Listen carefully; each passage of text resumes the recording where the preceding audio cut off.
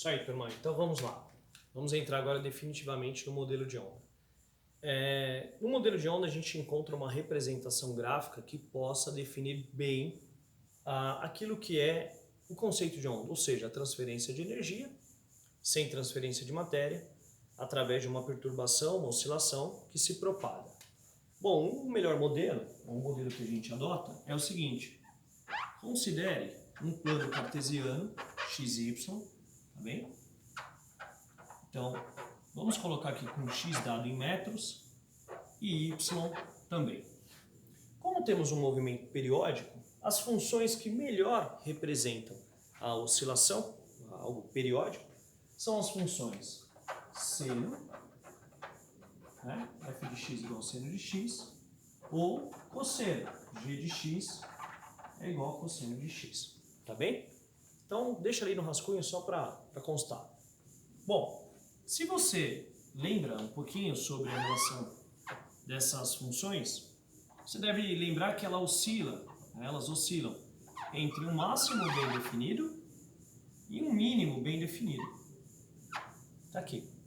Então, eu tenho aqui um ponto máximo de oscilação, vou deixar aqui um A e a gente já discute, e o ponto mínimo de oscilação.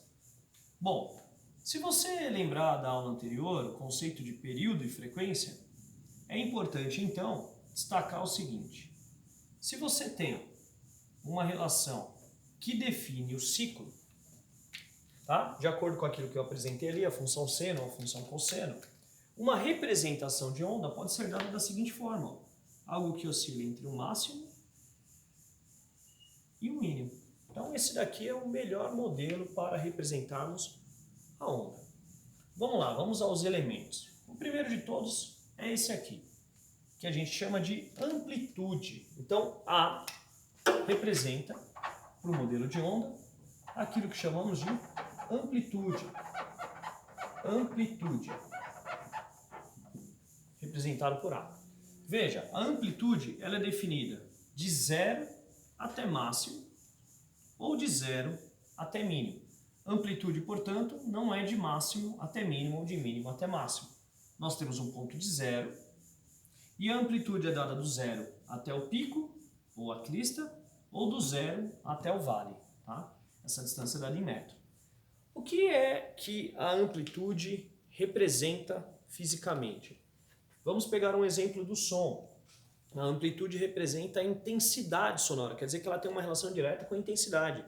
É com ela que você define se o som é forte ou fraco. Só para você ter uma ideia, eu vou representar o mesmo som, poderia ser eu falando alguma coisa, por exemplo, eu falando casa, ou se eu falasse casa.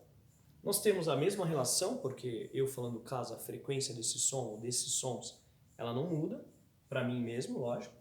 Então, eu mudo a intensidade. Olha a representação como fica. Seria algo do tipo, um som forte representado aqui por roxo, e eu vou representar um som, o mesmo som, se fosse o som, um pouco menos intenso, ou seja, um pouco mais fraco. Tá aí. Então nós temos duas representações, tá, de onda. Elas possuem, portanto, algumas características idênticas e outras distintas. A que é distinta nesse caso é a amplitude, que está associada à intensidade. Intensidade. Lembra que quando falarmos intensidade, neste caso estamos falando da intensidade do som, pode ser associado à força, tá bom? Bom, vamos continuar. Perceba que a onda, né, ou as ondas, elas representam movimentos periódicos. E no caso da nossa representação, nós podemos falar assim, ó, olha, você vai entender onde que o padrão se repete. Então, temos um morro, um vale, um morro, um vale, um morro, um vale e assim sucessivamente. Quer dizer que esse é o menor padrão idêntico e consecutivo. Na prática, você fala o seguinte, ó, olhando aquele padrão, eu tenho isso, que define um padrão, que é igual a isso.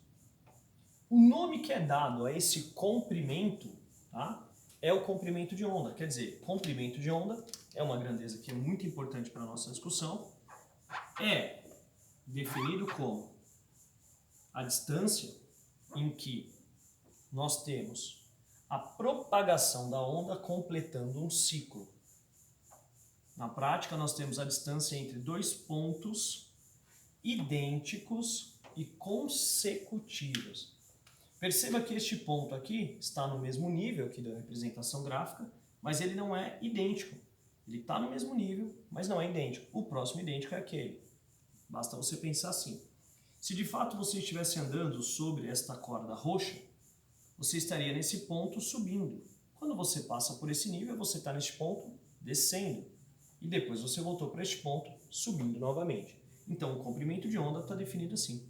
É a distância associada ao quanto esta onda percorre, né, se desloca, no intervalo de tempo que nós chamamos de período. Quer dizer, ao comprimento de onda, você associa o período. Bem, vamos lá. Então, eu tenho que lambda é o nosso comprimento de onda. Lambda, comprimento de onda.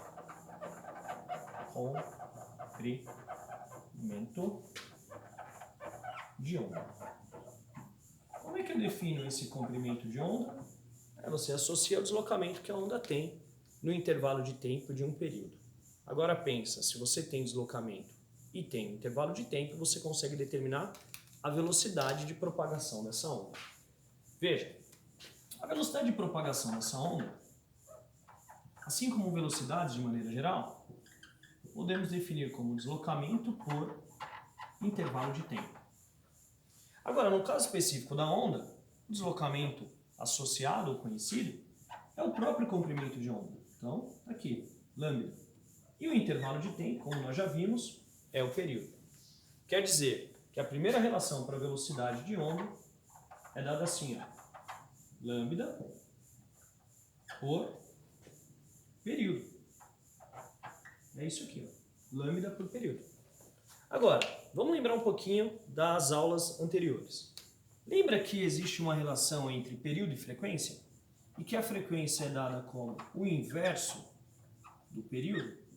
Se a frequência é o inverso do período, eu posso falar que a velocidade de propagação de qualquer onda será lambda vezes a frequência.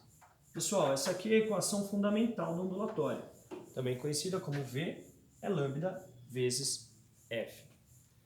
Pois bem, vou desenhar aqui uma outra representação para você ver ondas com mesmas amplitudes e diferentes frequências. Por exemplo, vou colocar aqui agora em vermelho. Se você dividir isso aqui, só para a gente ter uma relação de distância, você vai perceber o seguinte, ó. Vou desenhar uma onda com a mesma amplitude dessa onda verde, só que com diferentes frequências. Tudo bem aí, pessoal? Então nós temos, sei lá, onda 1, representada aqui em roxo, onda 2, representada em verde, e agora a onda 3, representada em vermelho. Qual é a relação que elas apresentam para o comprimento de onda? Veja, o comprimento de onda da onda verde e da onda roxa são idênticos. Então, uma informação que eu posso tirar da análise deste gráfico é que o comprimento de onda 1 é igual ao comprimento de onda 2. Mas o comprimento de onda 3, que é representado em vermelho, ele é metade do verde. Conclusão, o comprimento de onda 3 é metade do comprimento de onda 2 ou do comprimento de onda 1. Na prática, você pode falar então que o comprimento de onda 1 ou 2 é o dobro do comprimento de onda 3. Tá, e o que isso significa? Bom, ondas do mesmo tipo, por exemplo, som se propagando no ar, independentemente do som, todos os sons no ar, considerando o ar algo homogêneo, possuem as mesmas velocidades. O que não muda é a frequência. Para o mesmo som, a frequência não muda. Mas, se você tem ondas com frequências diferentes, como a velocidade é a mesma, os comprimentos de onda serão também diferentes. Exemplo, tá vendo a onda vermelha? Ela tem um comprimento de onda pequeno. Para que ela possa ter a mesma velocidade da onda verde, ela tem que ter uma frequência alta, quer dizer que ela repete o padrão mais vezes por intervalo de tempo. Perceba aqui, ó, esse é um padrão, aqui 2 padrões. Ou seja, no intervalo de tempo associado a isso, enquanto a onda verde tem esse comprimento de onda, a onda vermelha tem isso, logo a onda vermelha neste intervalo de tempo aparece mais vezes, ou seja, ela tem maior frequência. No caso, a frequência do vermelho será o dobro da frequência da onda representada em verde. Então, gente, esse é o nosso modelo de onda, tá bem? Entenda que a amplitude está associada à intensidade, a frequência, no caso do som, nós vamos retomar isso, ela está associada ao que chamamos de altura, ou seja, se o som é agudo ou grave, e a velocidade do som, ou a velocidade de uma onda bem definida para um determinado meio, para o mesmo tipo de onda é o mesmo, quer dizer que quando a frequência aumenta, o comprimento de onda diminui, e quando o comprimento de onda aumenta, a frequência diminui para o mesmo tipo de onda. Beleza, pessoal? Então, é isso aí. Lembrando que velocidade é dada em metro por segundo, comprimento de onda é dado em metro e a frequência é dada em hertz. Valeu, pessoal. Um abraço.